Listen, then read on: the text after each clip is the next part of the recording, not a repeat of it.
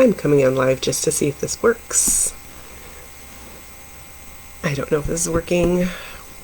It might be working. Yay! So this is Soulful Sunday. And on Soulful Sunday, we are going to be talking about, I couldn't do this on my main page and hoping there was none for some reason. It kept knocking me off. But what does after trauma look like? Now, after you've been in some sort of emotional trauma situation, you might feel these things. You might feel tired. Your brain can feel kind of scattered or foggy. You might have a hard time trusting people, new people, or even those that are in your current circle. You might feel that you have a hard time trusting them, or even maybe they'll tell you things and you have a hard time believing what they're saying. And so even with new people, trusting those old folks that you've already had into your life, it's a very weird feeling. Like, is someone going to be telling your ex? Is someone going to be telling your story? Are they going to be telling things that are truthful? It's just very hard time at that moment. So you might also feel very emotional. You can feel very intense emotions.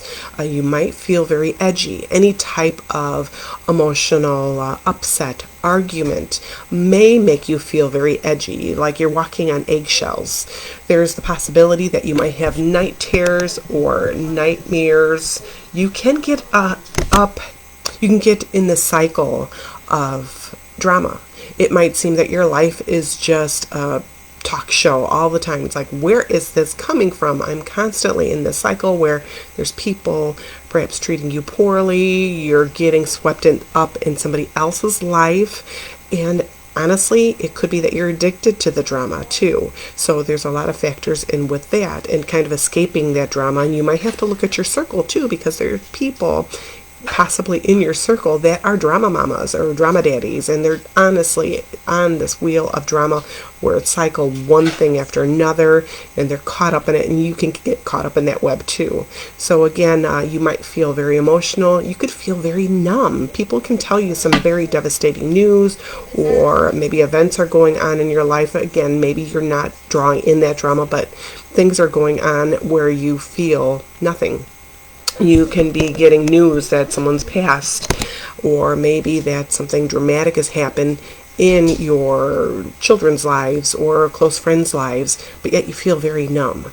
You can also feel very lonely during this time, and like no one understands you. You don't understand why people aren't getting you, why people aren't taking your side. Perhaps you don't understand why others are taking the side of your ex. So it's a very lonely time, very frustrating, just a big mix and whirl of emotions going on in your body right now. So what can you do to start that healing path? What can you do with these feelings? Now, of course, I'm going to let you know that I believe that you should reach out to somebody to help, maybe a helpline, a therapist, a counselor. Try to talk to somebody. Now, I would be doing a disservice if I didn't walk the walk. So I didn't use therapy. I should take that back. I used therapy briefly. Somebody that I really, really enjoyed out of Maryville, Indiana. I really liked her a great deal. Unfortunately, my ex had let's just say my ex was involved. So things kind of went sideways, and I could not find somebody that I felt was hearing me. There was a couple therapists that seemed to want to talk about themselves more than my issues. And I never felt like I was really speaking to them, and I'm paying for them to do this therapy, and yet they're talking about their problems with me. That just seemed very weird. So, and it could be that they're just trying to make themselves relatable, but I never felt good. Or I would go to therapy and I would feel more horrible than when I went in. And I understand that there is a time when you have to confront head on different problems, different issues that you're having. But I literally would feel more, my anxiety really pick up, and so on after that. And again, this could be something really that had to do with, confronting those triggers in that healing moment too. But I don't know, I just wasn't feeling it. So I started doing my own thing, which was to do journaling, to listen to uplifting music. I started exercising. I got outdoors. I'm an outdoors girl. I love being outdoors.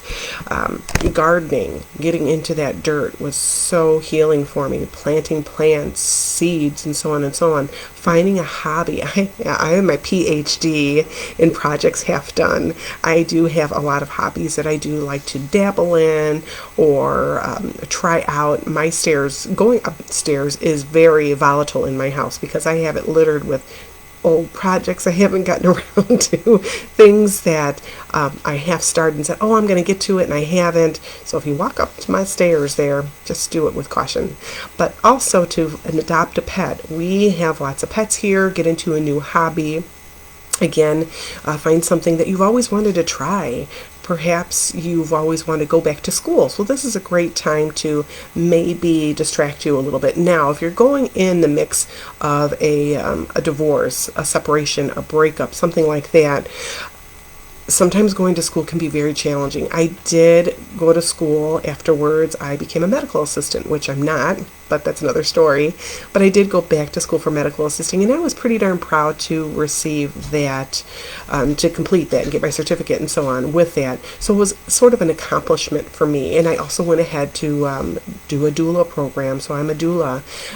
I also went into learning different things for gardening, for homesteading, getting into chickens, confronting different things that were my fears, facing my fears. I didn't like bees. I became a beekeeper. I didn't like needles, so I tried acupuncture. So different little things. I went ahead on my own journey to start confronting things that I kind of face, face fear, punch fear in the face. That's what I'm looking for.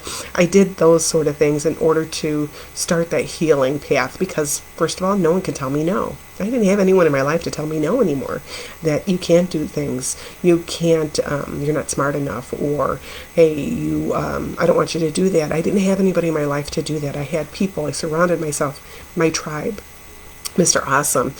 If I wanted to try something, he'd be like, okay, he might be a little leery, but he's like, go for it. This is what you want to do. Sure, I'll support you. And I think we all need that friend or somebody in our corner to help keep us cheering, cheer us on.